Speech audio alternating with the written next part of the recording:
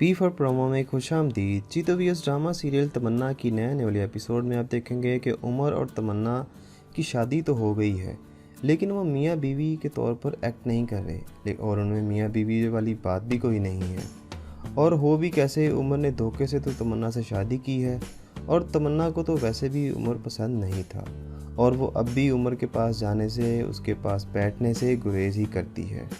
और इस चीज़ का उमर को बहुत दुख है। वो जब भी तमन्ना के करीब होने की कोशिश करता है तो तमन्ना सबिया बेगम यानी अपनी सास का बहाना बनाकर वहाँ से खिसक जाती है। उमर आखिर तंग आकर कहता है कि तमन्ना, आखिर तुम्हारे साथ मसला क्या है? मैं जब भी तुम्हारे पास आना चाहता हूँ तो मम्मी का बहाना बनाकर चली जाती हो। तो फिर तमन्ना असल हकीकत बताती है कि उमर को कि तुम्हारी अम्मी ही नहीं चाहती कि हम दोनों एक साथ हों, हमारे दरमियान फासले कम हों।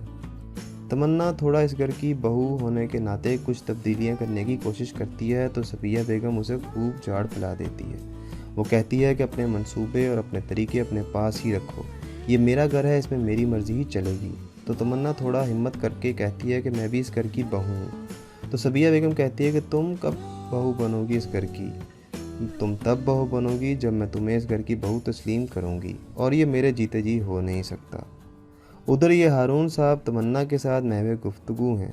गुफ्तगू क्या, बस तमन्ना की बेवफाई का राग अलाप रहे होंगे उसके साथ। तो तमन्ना हारून को अपनी सफाई देने की कोशिश करती है वो, और कहती है कि कभी कभी बंदा इतना मायूस होता है कि वो हालात से बेबस हो जाता है। तो हारून कहता है कि ये तो झूठे बहाने हैं जो तुम दिखा रही हो, जो तुमने दुख मुझे दिया है बेवफाई से वो कभी नहीं धुल सकता। लेकिन क्या हारून समझ पाएगा तमन्ना की असल हकीकत?